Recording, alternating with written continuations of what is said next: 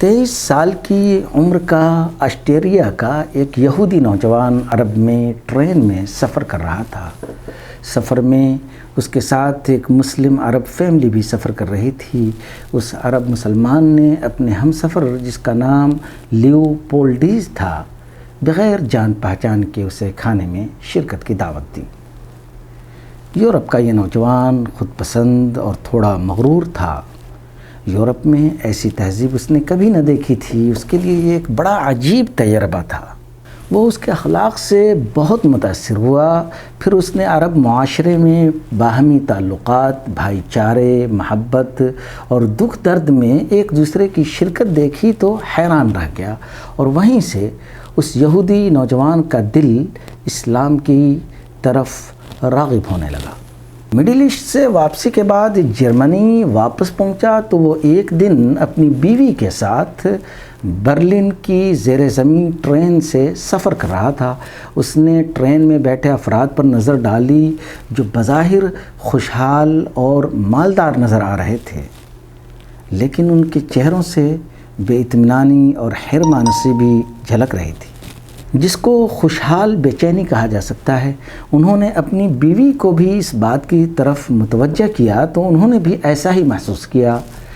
جب وہ گھر واپس ہوئے تو اتفاقاً اس نوجوان کی نظر قرآن مجید پر پڑی جو ایک نسخہ اس کے گھر میں پڑا ہوا تھا۔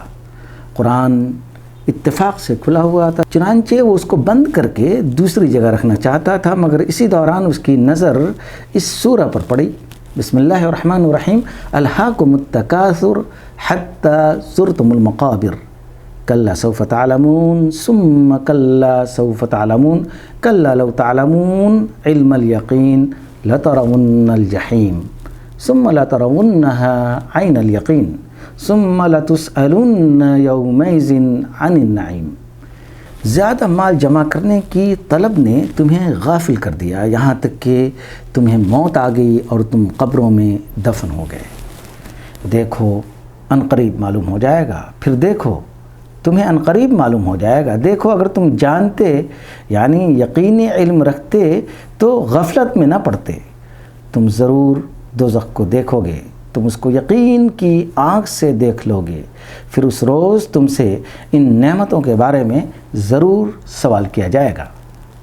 سورہ کا ترجمہ پڑھتے ہی وہ ایک لمحہ کے لیے سکتے میں رہ گیا۔ اس کو یقین ہو گیا کہ یہ کسی انسان کی بات نہیں ہو سکتی، یہ صرف گاڈ کی ہی بات ہو سکتی ہے۔ اس طرح اس کے دل میں اسلام کا دروازہ کھل گیا۔ چنانچہ وہ اپنے ایک ہندوستانی دوست کے پاس پہنچا اور اسلام میں داخل ہونے کی خواہش ظاہر کی۔ اس کا دوست جرمنی کی سب سے بڑی مسجد میں لے گیا جہاں اس نے کلمہ طیبہ پڑھا۔ اس کے دوست نے اس کا نام محمد اسد رکھا۔